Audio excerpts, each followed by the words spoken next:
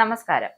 ആകാശത്ത് പെട്ടെന്ന് പ്രത്യക്ഷപ്പെട്ട് ഒരു യുദ്ധവിമാന സ്ക്വാഡ്രൺ മിസൈൽ മഴയുമല്ല, മറിച്ച് സമുദ്രത്തിന്റെ ആഴങ്ങളിൽ മാത്രം കാണാറുള്ള ഒരു ജെല്ലി ഫിഷിനെ പോലെ രൂപമെടുത്ത ഒരു വിചിത്ര വസ്തു. എന്നാൽ അത് സമുദ്രത്തിലല്ല, ആയിരക്കണക്കിന് അടി ഉയരത്തിൽ ഇറാന്റെ ആകാശത്ത് പറക്കുകയായിരുന്നു. അമേരിക്കൻ F-15 യുദ്ധവിമാനം പൈലറ്റിന്റെ കണ്ണിൽ പതിഞ്ഞ ഈ കാഴ്ച ഏതാനും നിമിഷങ്ങൾക്കകം അദ്ദേഹത്തിന്റെ വിമാനം തകർന്നു വീഴുന്നതിന് തൊട്ടു മുമ്പായിരുന്നു. ഇത് യുദ്ധത്തിന്റെ ആഘാതത്തിൽ കണ്ട ഒരു ഭ്രമമായിരുന്നു, അതോ ഭാവിയിലെ വ്യോമയുദ്ധങ്ങളുടെ മുഖം മാറ്റിമറിക്കാൻ ശേഷിയുള്ള ഇറാന്റെ രഹസ്യ ജെല്ലി ഫിഷ് ഡ്രോൺ സാങ്കേതിക വിദ്യയുടെ ആദ്യ ദൃശ്യമായിരുന്നു? ഇറാനുമായുണ്ടായ സംഘർഷത്തിനിടെ വെടിയേറ്റ് തകർന്ന അമേരിക്കൻ F-15 യുദ്ധവിമാനത്തിലെ പൈലറ്റ് നൽകിയ സാക്ഷിമൊഴിയാണ് ഇപ്പോൾ സൈനിക ലോകത്തെ ചർച്ചകളുടെ കേന്ദ്ര ബിന്ദുവായി മാറിയിരിക്കുന്നത്. പൈലറ്റിന്റെ മൊഴിയനുസരിച്ച് ആകാശത്ത് നിരവധി ഇറാനിയൻ ഡ്രോണുകൾ ഒരുമിച്ച് പറക്കുകയായിരുന്നു. എന്നാൽ അവ സാധാരണ ഡ്രോൺ കൂട്ടങ്ങളായിരുന്നില്ല, മറിച്ച് ഒരു ജെല്ലി ഫിഷിനെ അനുസ്മരിപ്പിക്കുന്ന രൂപത്തിൽ പരസ്പരം ബന്ധിപ്പിക്കപ്പെട്ട ഒരൊറ്റ ജീവിയെ പോലെ അവ നീങ്ങുകയായിരുന്നു. വലിയ ഒരു ഡ്രോണുകളുടെ താഴെ ചെറിയ ഡ്രോണുകൾ കാലുകൾ പോലെ തൂങ്ങിയ നിലയിലായിരുന്നു എന്നും അവ അതീവ കൃത്യതയോടെ ഏകീകൃതമായി സഞ്ചരിച്ചിരുന്നു എന്നും പൈലറ്റ് ചൂണ്ടിക്കാട്ടുന്നു.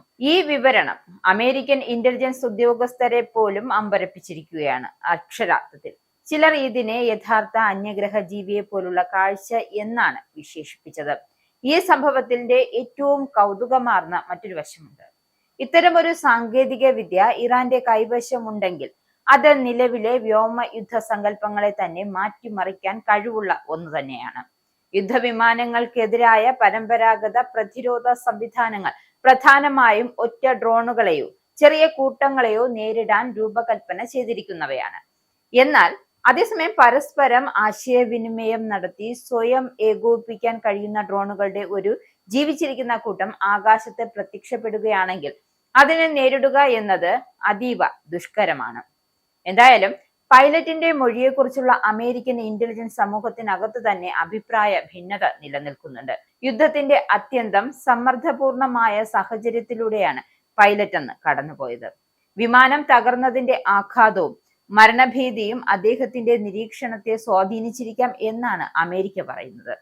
യഥാർത്ഥത്തിൽ അദ്ദേഹം കണ്ടത് അത്യാധുനിക ഡ്രോൺ സാങ്കേതിക വിദ്യയാണോ, പരീക്ഷണ അടിസ്ഥാനത്തിൽ വിന്യസിച്ച ഒരു രഹസ്യ സംവിധാനമാണോ, അല്ലെങ്കിൽ മരുഭൂമിയിലെ ദൃശ്യ വൈകല്യങ്ങളിൽ ഒന്നായിരുന്നോ എന്നത് ഇപ്പോഴും വ്യക്തമായിട്ടില്ല. എന്നിരുന്നാലും പൈലറ്റ് വിവരിച്ച സാങ്കേതിക വിദ്യയ്ക്ക് സൈനിക രംഗത്ത് വ്യക്തമായ ഒരു ശാസ്ത്രീയ അടിത്തറയുണ്ട്. One to many meshed networking എന്ന ആശയം.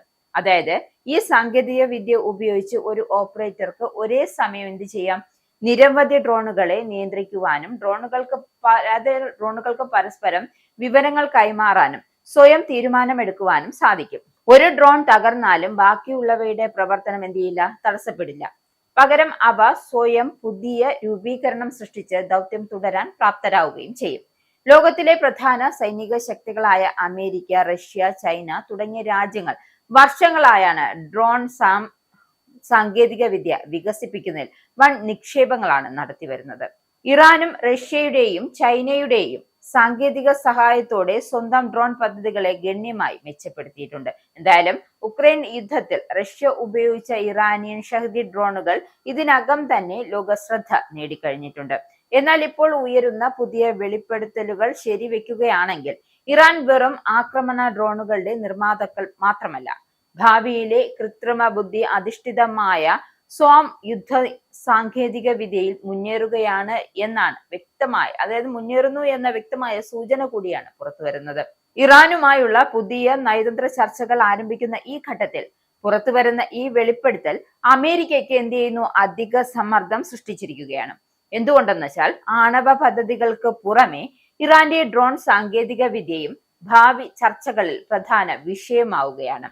ചുരുക്കി പറഞ്ഞാൽ അമേരിക്കൻ F-15 യുദ്ധവിമാനത്തിലെ പൈലറ്റ് ആകാശത്ത് കണ്ടതായി പറയുന്ന ജെല്ലി ഫിഷ് ആകൃതിയിലുള്ള, അതായത് ജെല്ലി ഫിഷിന്റെ ആകൃതിയിലുള്ള ഈ നിഗൂഢ ഡ്രോൺ കൂട്ടങ്ങൾ പൂർണ്ണമായും യാഥാർത്ഥ്യമാണോ, അതോ കടുത്ത യുദ്ധസമ്മർദ്ദത്തിന്മേൽ തനിക്കുണ്ടായ ദൃശ്യമായ ഭ്രമമാണോ എന്ന ചോദ്യത്തിന്മേലുള്ള തർക്കങ്ങളാണ് നിലനിൽക്കുന്നത്.